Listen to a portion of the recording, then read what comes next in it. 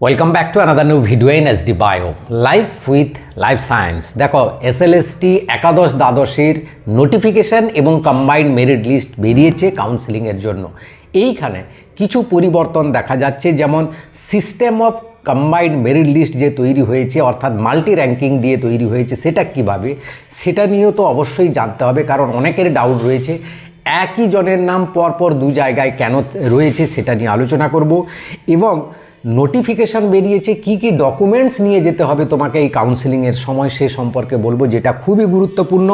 Waiting list থেকে কবে ডাকা হবে, অর্থাৎ সেকেন্ড ফেজ যে হবে, ফার্স্ট ফেজে যে সাবজেক্টগুলো হলো, সেকেন্ড ফেজে ওই সাবজেক্ট একই সাবজেক্টগুলো হবে, সেটা কবে নাগাদ হতে পারে।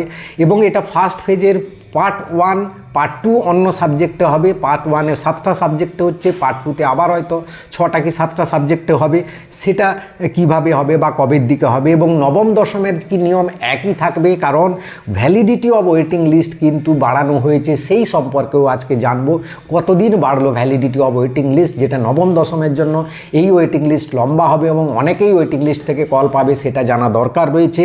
তাই এই সম্পর্কে সমস্ত কিছু ডিটেলসে আলোচনা করব, তাই ভিডিওটা শেষ পর্যন্ত দেখো। ভালো লাগলে লাইক করে বন্ধুদের শেয়ার করে দিও, চ্যানেলে নতুন হলে চ্যানেলটা সাবস্ক্রাইব করে নিও। সবগুলো পয়েন্ট আলোচনা করব এক এক করে। প্রথমে আমরা নোটিফিকেশানটা দেখে নিই, তারপর পরপর পয়েন্টগুলো আলোচনা করব।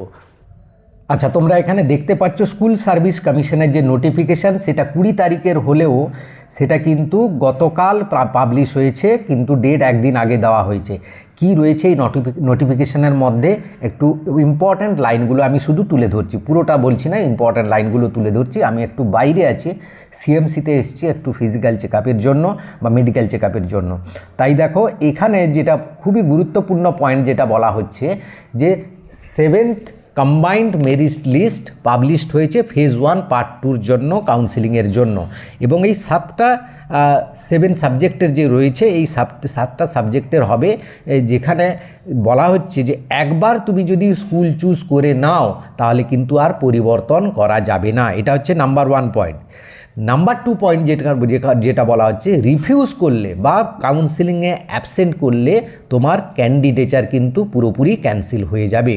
এবার কোনো কারণে তুমি যদি যেতে না পারো, সেখানে ইন্টিমেশন লেটারে লেখা আছে যে অথরাইজেশন কাউকে একজন করতে হবে, এবং সেই অথরাইজেশন লেটার দিয়ে তোমাকে কিন্তু তাকে পাঠাতে। আর যেটা বলা হচ্ছে, পুরো প্রসেসের মধ্যে যা ইনফরমেশান দেওয়া আছে, সেই ইনফরমেশানগুলো কোনো ভুল ধরা পড়লে, অর্থাৎ তুমি আজ পর্যন্ত ডকুমেন্টসে যা দিয়েছো সেগুলোর মধ্যে কোনো যদি ভুল ধরা পড়ে, তাহলে কিন্তু তোমার ক্যান্ডিডেচার বা চাকরি পেলেও তারপরেও তোমার ক্যান্ডিডেচার কিন্তু বাতিল করে দেওয়া হবে। এবার একটা ইম্পর্ট্যান্ট পয়েন্ট দেখলো, ডকুমেন্টসগুলো যা দেওয়া আছে, সেই ডকুমেন্টসগুলো কিন্তু পুরোপুরি নিয়ে যেতে হবে। কী কী ইন্টিমেশন লেটারে দেওয়া আছে, একটা আইডি প্রুফের কথা বলা হয়েছে, সেখানে নিয়ে যাবে, অ্যাডমিট কার্ড নিয়ে যাবে, ইন্টিমেশন লেটারটা ডাউনলোড করে প্রিন্ট আউট করে নিয়ে যাবে। তার সঙ্গে ভেরিফিকেশানের সময় যত ডকুমেন্টস ছিল সব কিছু কিন্তু নিয়ে যাবে, বা যা দেখিয়েছো, যা তুমি প্রোভাইড করেছো, সমস্ত কিছু ডকুমেন্টস কিন্তু তোমাকে নিয়ে যেতে হবে।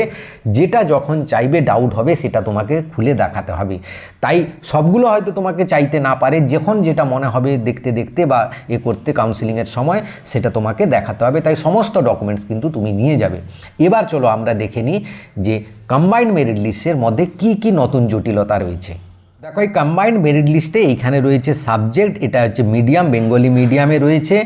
এই যে তোমাদের কাউন্সেলিং টাইম দেওয়া রয়েছে, তার সঙ্গে এখানে category, gender, date of birth, name, total marks এবং র্যাঙ্ক, এইগুলো কিন্তু বোঝা রয়েছে। এখানে দেখো, তোমার আগের লিস্টে জেনারেল ক্যাটাগরিতে যে নাম্বার 1 র্যাঙ্কে ছিল গৌরী শঙ্কর পণ্ডা, তারই নাম কিন্তু রয়েছে। মেল ফিমেলেও এখানে দেখতে পাচ্ছ, মেল ফিমেলেও 1 রয়েছে, অর্থাৎ সে এক র্যাঙ্ক ছিল, তারই মতো হয়েছে। এই যে কম্বাইন্ড মেরিট লিস্ট, এই কম্বাইন্ড মেরিট লিস্ট কিন্তু জেনারেল ক্যাটাগরি, সমস্ত ক্যাটাগরি রয়েছে এই কম্বাইন্ড মেরিট লিস্টে। জেনারেল, এসসি, এসটি, যে যত যার যেরকম কাট অফ এসছে, তার র্যাঙ্ক ওয়াইজ পরপর কিন্তু এইগুলো র্যাঙ্ক ওয়াইজ কিন্তু সাজানো রয়েছে। এইখানে যে জটিলতাটা রয়েছে, সেইটা একটু আমরা দেখে নিই, যেটা অনেকের মধ্যে ডাউট রয়েছে। যেমন দেখো, এইখানে দুটো এক্সাম্পল দিচ্ছি আমি। এখানে দেখো, মেখলা মজুমদার, এখানে 18 দুটোই কিন্তু সিরিয়াল নাম্বার, অর্থাৎ 17 জনের পর কিন্তু ডাক পাবে। মেল ফিমেল 1 মানে হচ্ছে এটা ফার্স্ট ফেজের 1, মেল ফিমেলের ফার্স্ট ফেজ, হ্যাঁ। এবং 18 মানে এর মেল ফিমেলের র্যাঙ্ক ছিল 18, কিন্তু ফিমেল ক্যাটাগরিতে এর র্যাঙ্ক ছিল 1। এইটা তোমাকে বুঝতে হবে। এই জন্য মেল ফিমেলেও এর নাম আছে এবং ফিমেল ক্যাটাগরিতে নাম আছে, কিন্তু কম্বাইন্ড মেরিট লিস্টে একটি জায়গায় নাম থাকবে, সেই জন্য পরপর দুটো জায়গায় তার নাম আছে। এইবার যার 19 রয়েছে, 18-র পর 19 সে ডাক পাবে, তারও কিন্তু নাম দেখো পরপর দুবার রয়েছে এবং সিরিয়াল নাম্বারও 19 রয়েছে। সিরিয়াল নাম্বার কিন্তু চেঞ্জ হয়নি, যেরকম ভ্যাকেন্সি রয়েছে সেরকম সিরিয়াল নাম্বার রয়েছে। এরও দেখো এর ফিমেল ক্যাটাগরিতে এর র্যাঙ্ক ছিল 2 এবং F1 মানে হচ্ছে ফেজ 1, আর মেল ফিমেলের ফেজ 1-এ হচ্ছে 1, আর 19 মানে হচ্ছে মেল ফিমেল ক্যাটাগরিতে এর 19 নাম্বার র্যাঙ্কে ছিল, তাই 19-এর মধ্যে রয়েছে এবং এটা মেল ফিমেল, যেহেতু মেল ফিমেল ক্যাটাগরি। এইরকম একজনের নাম বহু জায়গায় রয়েছে। এবারে যে পয়েন্টটা তোমাদের সঙ্গে তুলে ধরবো, যেটা খুবই ইম্পর্ট্যান্ট, যার বাংলা মানেটাও আমি তোমাদের বুঝিয়ে দেবো। দেখো এখানে নোট দিয়ে লেখা রয়েছে, এই জায়গাটা কিন্তু ভেরি ভেরি ইম্পর্ট্যান্ট, এটা দেখবে। The merit list follows as a system multi ranking that is one candidate can be listed more than one category of vacancy, অর্থাৎ একজন ক্যাটাগরির more than one category of ভ্যাকেন্সিতে থাকবে। যার মানেটা তোমরা দেখে নাও, এর মানেটা হচ্ছে মেধা তালিকা বা মাল্টি র্যাঙ্কিং পদ্ধতি অনুসরণ করে, অর্থাৎ একজন প্রার্থী শূন্য পদের একাধিক ক্যাটাগরিতে তালিকাভুক্ত হতে পারেন।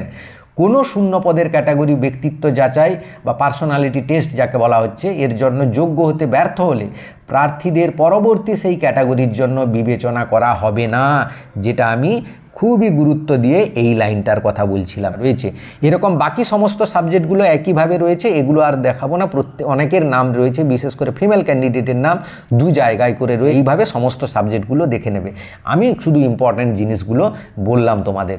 এবার যেটা আসছি আমরা যেটা আসছি validity of the panel. Validity of the panel কীরকম রয়েছে, অর্থাৎ যারা ওয়েটিং লিস্টে রয়েছে সেই ওয়েটিং লিস্টে কবে ডাক পাবে কি পাবে না আদৌ, সেটা তোমাদের জানতে হবে। এখানে দেখো এটা রুল যে জারি হয়েছিল মে মাসের 29 তারিখ 2025, সেই রুলের কথা বলছি। সেখান থেকে 7 নাম্বার পেজে দেখো 12 নাম্বার যে পয়েন্ট রয়েছে, each panel and waiting list shall be remain valid for 1 year from the date of the first counselling. এইখানে তোমাকে বুঝতে হবে, ফার্স্ট কাউন্সিলিং মানে তোমার সাবজেক্টের ফার্স্ট ফেজের যে কাউন্সিলিং হয়েছে, ফার্স্ট কাউন্সিলিং, সেই ডেট থেকে 1 বছর, সেই ডেট থেকে 1 বছর তোমার ভ্যালিডিটি থাকবে। পাবলিকেশন বা ডেট নোটিফিকেশান থেকে নয়, তোমার কাউন্সিলিং ডেট থেকে 1 বছর ভ্যালিডিটি থাকবে। তারপরের পয়েন্টটা আরও গুরুত্বপূর্ণ, দেখো এখানে বলা আছে the central commission may however which prior approval of the state government by written order extend the validity of each panel for maximum period of 6 months after the expiry of the 1 year period।